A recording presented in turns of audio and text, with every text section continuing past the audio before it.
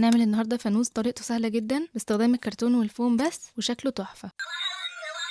ده اول مقاس هستخدمه، ده جسم الفانوس، عملت منه 4 قطع، هاخد منهم قطعه واحده اوريكم هشتغل عليها ازاي. واول خطوه هعمل باترون، فقصيت ورقه اصغر من مقاس جسم الفانوس ب2 سنتي من الطول والعرض، تنيتها بالنص ورسمت عليها الشكل ده وقصيته، ولما هنفردها هيبقى شكلها كده. حطيتها كده في نص الكرتونه وبدات احدد الرسمه، وبعدين فرغتها بالقطر. احنا بنفرغ الجزء ده عشان يطلع منه الضوء، فممكن تغيروا ديزاين الشكل اللي انتوا هتقصوه في النص، مش شرط خالص تعملوا نفس الشكل اللي انا عملته. بعد كده حطيت عليها شمع وغلفتها بالفوم، وقطعه الفوم اللي انا غلفت بيها كانت على قد الكرتونه بالظبط من جميع الجوانب ما عدا جنب واحد كان مقاس الفوم ازيد شويه من الكرتونه، والجزء الزياده ده هيساعدني جدا في تقفيل الفانوس. طبعا فرغت الفوم اللي في النص ده وغطيت الجزء اللي في النص بسلوفان ملون هتلاقوه في المكتبه، وفي منه الوان حلوه كتير.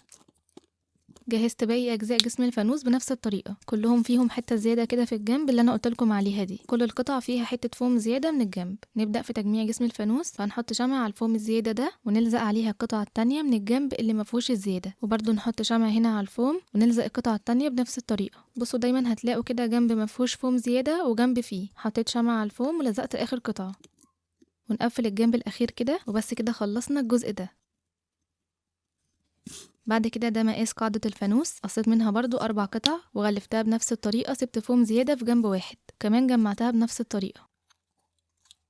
بعد كده راس الفانوس، ودي مقاساتها والخطوات كلها متعادة، بنغلف ونجمع بنفس الطريقة. هنحتاج نقفل الجزء اللي فوق ده، فقصيت كرتونة وغلفتها على قد الجزء ده ولزقتها هنا، وداريت حرف الكرتون بشريط رفيع من الفوم، وبقى شكلها كده. بعدين هنحتاج نعمل تعليقة، فجبت قطعة من الفوم ولزقتها على بعض بالشكل ده، وبعدين تنيتها بالنص ولزقتها في بعض كده. جبت واحدة كمان بلون مختلف ولزقتها في بعض كده. بعدين هبدأ ألفها على القطعة اللي باللون الأزرق دي.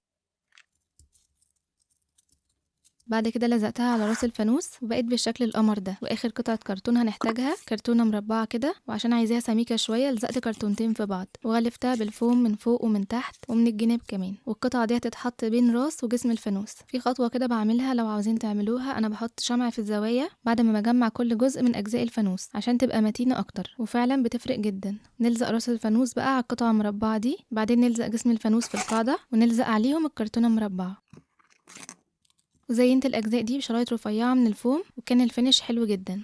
وآخر وأحلى حاجة هنضيفها للفانوس وحدة الصوت عشان يغني وينور بقى ويعمل حركات، فثبتها بالشمع هنا كده، وأول ما سمعت الصوت فضلت ألعب بالفانوس. بجد كنت فرحانة بيه جدا وكان شكله تحفة. ما تنسوش انتوا كمان تقولولي رأيكم.